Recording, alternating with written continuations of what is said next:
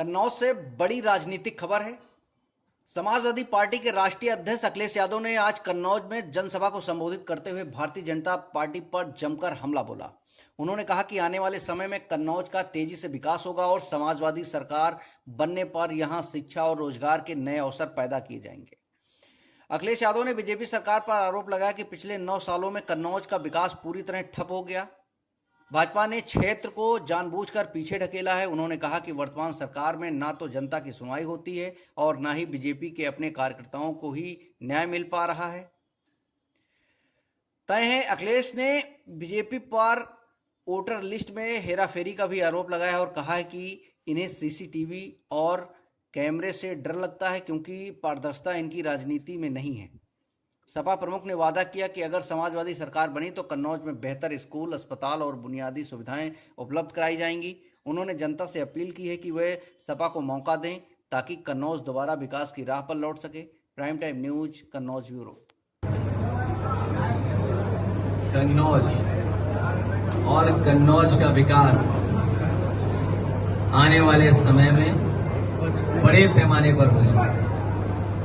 Bharatiya Janata party ने 9 साल कन्नौज के विकास को पीछे धकेलने का काम किया है। नाम मात्र के लिए कुछ काम किया हो तो किया हो, लेकिन जो बुनियादी काम कन्नौज का शुरू हुआ था उन तमाम कामों को भारतीय जनता पार्टी की सरकार ने रोका है।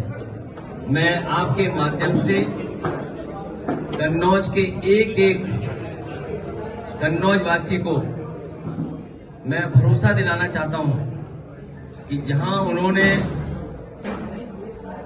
मुझे चुन करके उनकी सेवा करने का मौका दिया है, आने वाले समय में समाजवादी सरकार बनकर के देश का ऐतिहासिक विकास कन्नौज में समाजवादी लोग कर करके दिखाएंगे।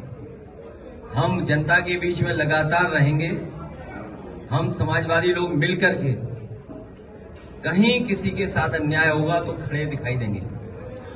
इधर सरकार शिक्षा कितनी जरूरी है आम लोगों के लिए, जनजीवन के लिए। एक विकास की सबसे महत्वपूर्ण कड़ी अगर कोई है तो वो शिक्षा है। उस शिक्षा पे हमला करने का काम भारतीय जनता पार्टी के लोग कर रहे हैं, और वो भी कहां की प्राइमरी एजुकेशन, बुनियादी एजुकेशन। सोचिए, पिछला चुनाव में यही तो कहते थे हम लोग कि संविधान खतरे में है।